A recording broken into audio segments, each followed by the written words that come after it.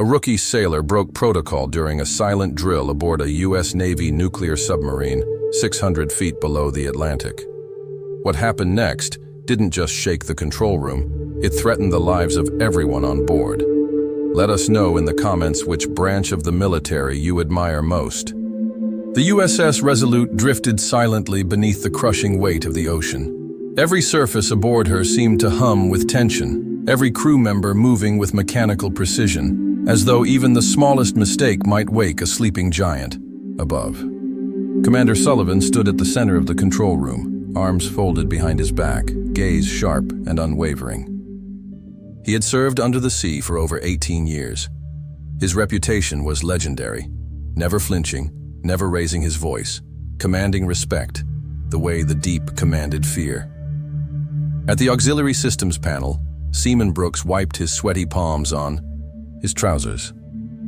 Fresh out of basic, barely 19, he had been eager to prove himself. Too eager. Today's exercise was clear. Silent drill, no communications, no independent actions. Every move was to be approved, coordinated, perfect. The pressure wasn't just about staying hidden. It was about trusting the chain of command with your life. Brooks spotted a flicker on his console. A minor coolant flow deviation. Harmless. Expected in a silent run. But to Brooks, it looked wrong. Dangerous. Panic clawed at his gut. He reached out. His fingers brushed the emergency override. Click. The sound was barely louder than a whisper, but in the dead hush of the control room, it roared like a gunshot. Every head turned. Commander. Sullivan didn't speak. He didn't need to. He simply stepped forward with slow, deliberate movements, each footfall like a drumbeat of judgment. He loomed over Brooks, who was frozen in place, eyes wide. "Seaman Brooks," Sullivan said, his voice even, almost gentle. "Did you have authorization to adjust the coolant system?" Brooks stammered.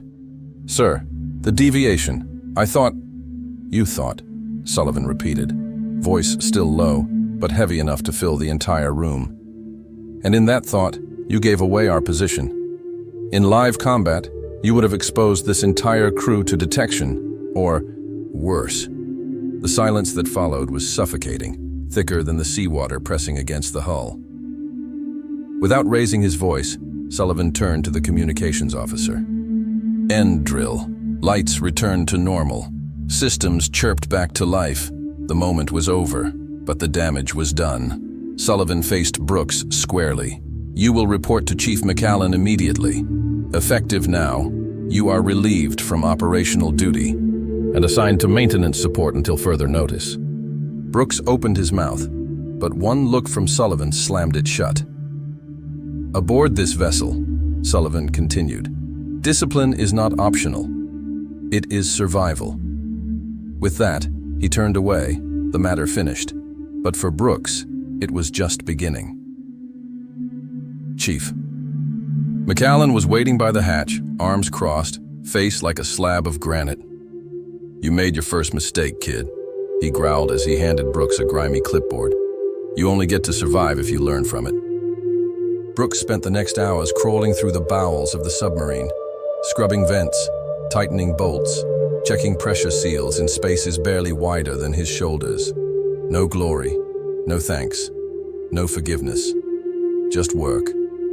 And beneath it all, the relentless hum of the Resolute as she moved silently through the cold, dark sea, reminding Brooks with every heartbeat that down here, the ocean showed no mercy, and neither would Commander Sullivan. Seaman Brooks spent the next 48 hours in silence, not because it was ordered, but because there was nothing left to say. Assigned to the maintenance teams under Chief McCallan, he worked the lowliest, filthiest tasks aboard the USS Resolute. Scrubbing salt corrosion from bulkheads, clearing blocked air filters, tightening inspection hatches until his knuckles bled, but he never complained. Not once. The crew took notice, not with words, but with small, almost imperceptible gestures. A nod from a senior petty officer, a seat left open at the mess, a tool handed over without comment.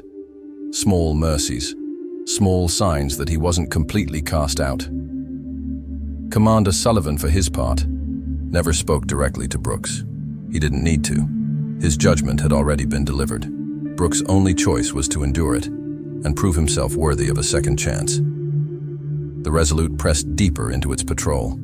North Atlantic waters, cold and deceptively still.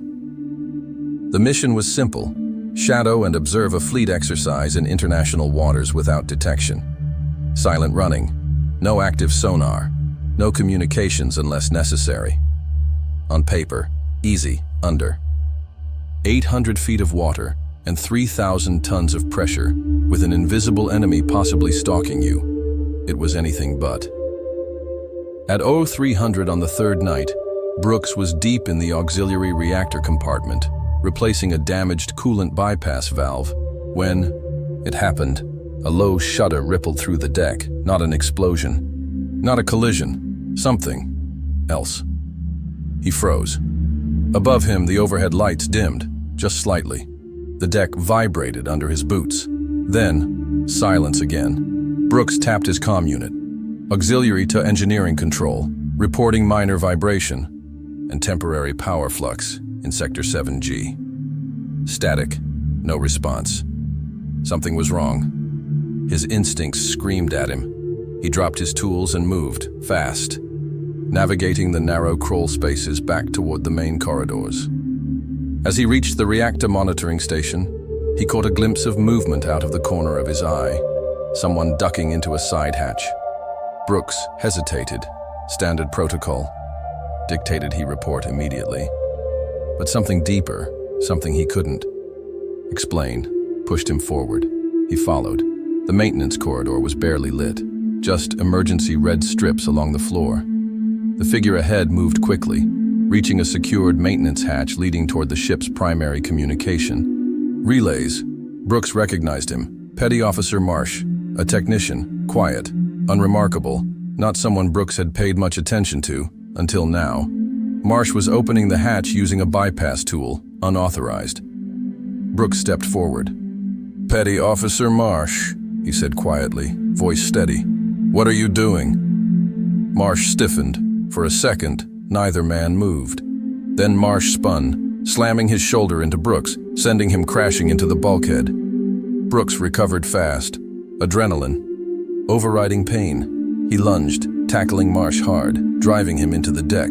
A brief, brutal struggle followed. Elbows, fists, boots scraping against metal. Brooks fought like a cornered animal, fueled by fear, shame, and a desperate need to prove he belonged. Finally, he pinned Marsh's arm against the floor, wrenching the bypass tool free. "Security breach, Section 9, assistance needed." Brooks gasped into his comm. This time, the response was instant. Within seconds, armed security officers swarmed the corridor.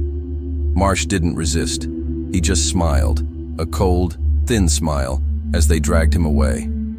Commander Sullivan arrived minutes later, McAllen at his side. Brooks stood at attention, battered and bleeding from a split lip, but refusing to waver. Sullivan's eyes swept the scene. Marsh restrained, the damaged hatch, the stolen tools, before settling on Brooks. "You followed a gut instinct without orders," Sullivan said flatly. Brooks's heart dropped. "But you were right," Sullivan continued. "And you prevented a potential disaster." Brooks blinked. Was that approval? Sullivan stepped closer, voice low. Enough that only Brooks could hear. "Next time," he said, "trust the chain of command, and trust yourself." Without another word, he turned and left. Later, Brooks learned the truth. Marsh had been attempting to plant a tracking beacon on the Resolute's outbound signal relay, likely working under outside orders. If he had succeeded, their stealth position would have been compromised. The entire mission and every life aboard would have been at risk.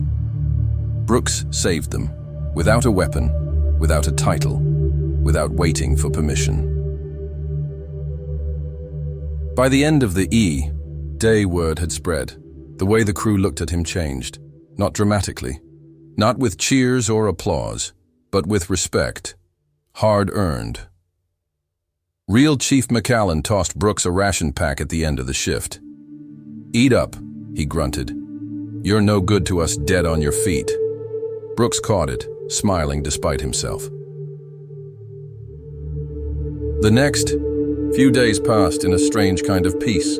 Systems stabilized. Patrols continued. The Resolute began maneuvering into its final observation zone, tucked deep into a trench that shielded them from long-range sonar. There was even talk of wrapping up early. Mission success, 0 casualties, no enemy detection. 4. Once things felt safe. Brooks should have known better, because just before the midnight watch on the 7th day, the hunter arrived. It started with a faint distortion on the sonar, barely a ghost, a ripple in the dark.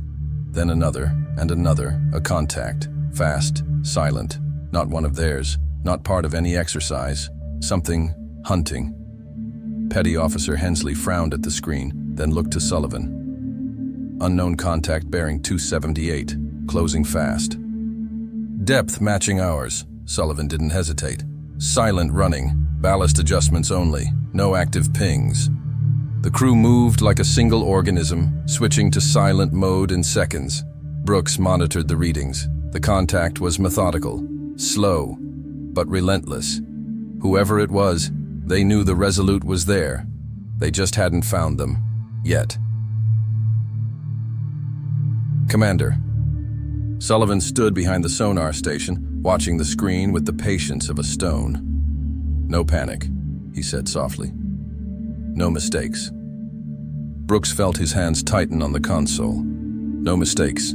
Not again. The contact passed over them. Once, twice, each time missing by meters. It was agonizing. At any moment, one wrong move, one mechanical whine, one minor ballast vent could betray them. Time stretched, hearts hammered, the crew barely dared to breathe. And then, after what felt like an eternity, the contact drifted away. Gone. The bridge remained silent for a long moment, savoring the fragile victory. Finally, Sullivan turned from the console. "Well done," he said quietly. "You stayed steady." His gaze lingered on Brooks for a heartbeat longer than the others. And in that moment, Brooks understood something deeper than any training manual could teach. Down here, survival wasn't about who was strongest, or fastest, or smartest. It was about who could hold steady when everything inside you screamed to run. The calm didn't last. 12 hours after the mysterious contact drifted away, sonar caught it again, this time closer, more aggressive. It wasn't just lurking anymore, it was hunting. Commander Sullivan didn't call for a full alert. Not yet. There was no need to panic the crew, not when the right amount of fear was already doing the job. Instead, he issued a quiet, deadly serious order. All non-essential operations suspended. All stations prepare for evasive maneuvers. Seaman. Brooks was rotated back to sonar support, working under Hensley's sharp eye. Brooks didn't fidget anymore, didn't guess.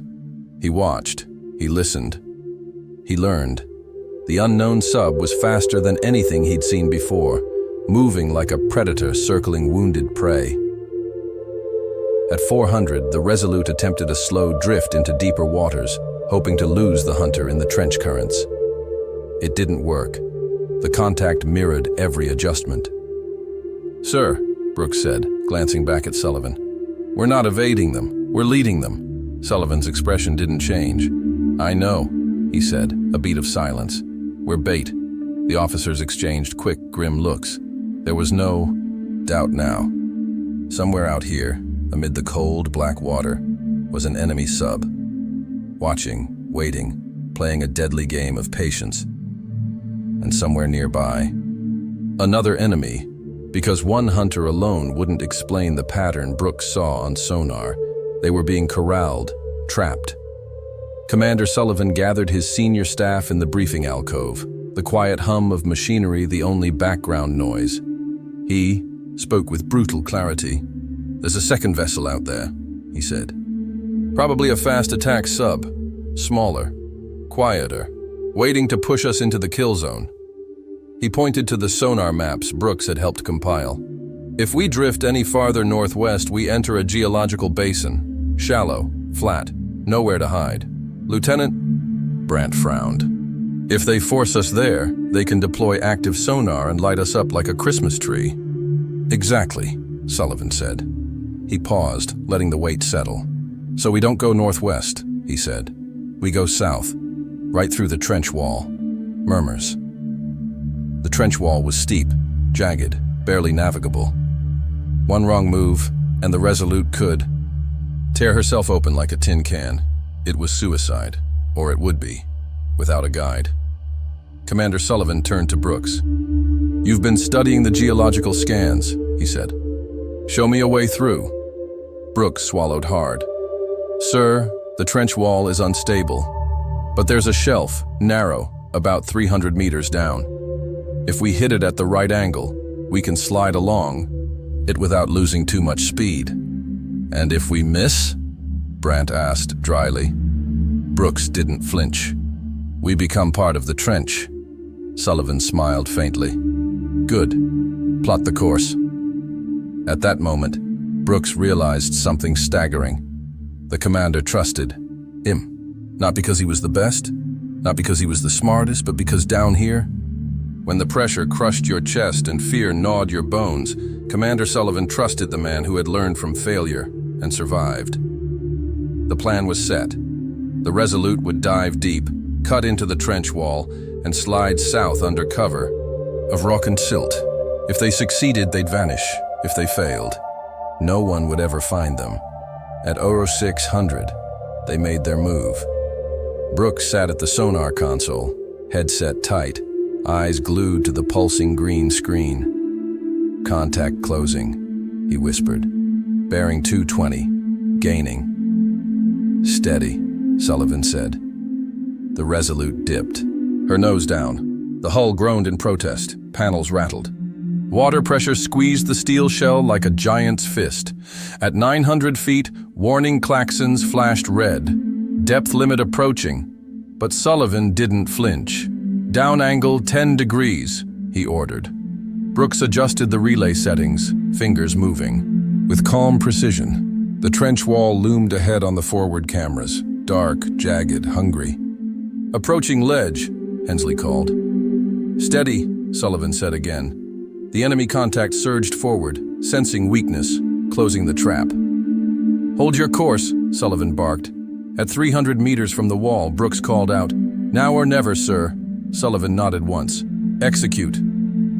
The Resolute banked hard to starboard, diving sharply. Screeching metal echoed through the ship as she kissed the trench wall. Too close, too dangerous, but exactly as planned. Silt and debris exploded upward, masking the sonar returns, the enemy. Contact hesitated, then vanished from the screen. The crew didn't cheer, didn't breathe. They just held. 10 seconds, 20, 30. Finally, sonar cleared. The hunter was gone. They were free. For now. The Resolute drifted silently along the trench shelf, hidden by the chaos they had created. Commander Sullivan leaned against the console, arms crossed, surveying his crew. "Good work," he said simply. Then he turned to Brooks. "You trusted your instincts and your training." Brooks nodded once. "Learned from the best, sir." Sullivan gave a rare, thin smile. "You learned. From your mistakes, that's better." The USS Resolute slid silently along the trench wall, a wounded but determined ghost beneath the crushing Atlantic.